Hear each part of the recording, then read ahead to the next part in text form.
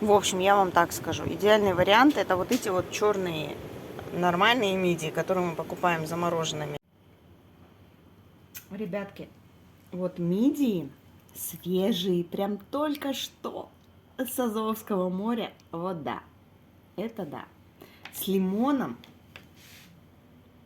и с оливковым майонезом. Это прям вообще песня. Такой сливочный вкус получается.